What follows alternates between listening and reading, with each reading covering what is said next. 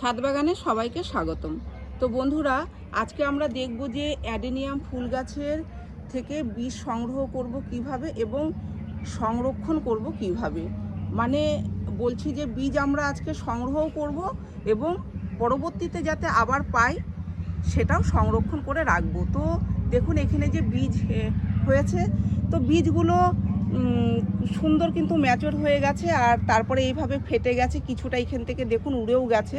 তো এটা যদি পুরো ম্যাচিওর হয়ে যাওয়ার পরে যদি বীজটা তুলে নেওয়া না হয় তাহলে কিন্তু এইভাবে উড়ে যাবে, হাওয়ায় উড়ে যাবে। দেখুন এটা ধরলেই কিন্তু যে দেখা যাচ্ছে এই যে এইভাবে কিন্তু উড়ে চলে যায়। এই দেখুন বীজ, এটাই হচ্ছে বীজ।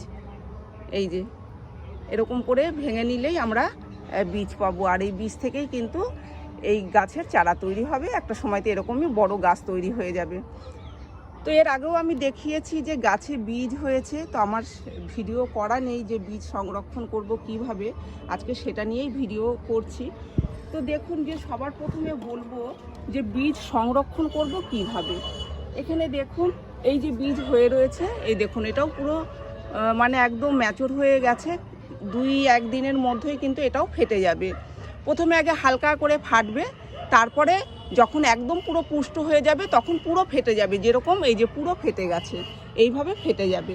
তো আমরা কি করব, কোনো দড়ির সাহায্যে কিংবা এরকম কোনো গার্ডারের সাহায্যে আমরা এই বীজটিকে এরকম করে বেঁধে রাখবো।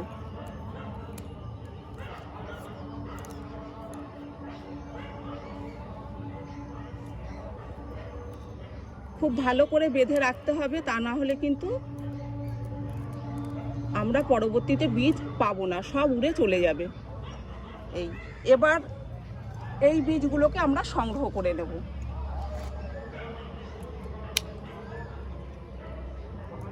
এইভাবে সংগ্রহ করে নেব, নিয়ে কি করব, কোনো একটা পাত্রে আমরা বীজগুলোকে ছাড়িয়ে নেব।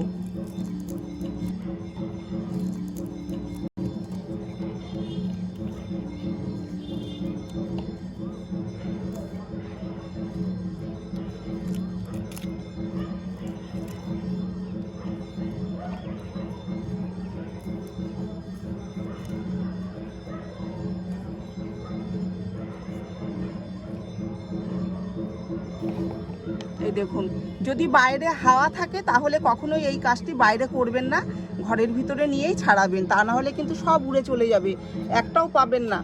আর এখানে যে বেশ কিছু বীজ হয়েছে, অনেকগুলোই বীজ হয়েছে, তো এর থেকেই নতুন নতুন আবার চারা গাছ তৈরি করে নেওয়া যাবে। তবে এই বীজ এরকম সংগ্রহ করে রেখে দেবেন, কিছু দিয়ে একটা আটকিয়ে রাখবেন যাতে করে উড়ে যেতে না পারে। আর 1 সপ্তাহের মধ্যে কিংবা 10-15 দিনের মধ্যে, 1 মাসের মধ্যে আপনারা বীজ রোপণ করে দেবেন, খুব বেশি দেরি করবেন না।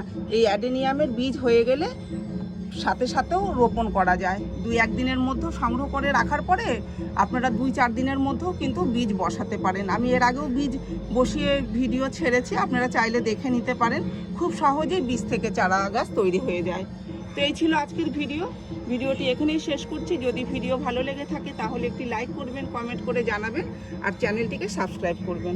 আপনারা গাছ লাগান, ভালো থাকুন, সুস্থ থাকুন। দেখা হবে পরের ভিডিওতে।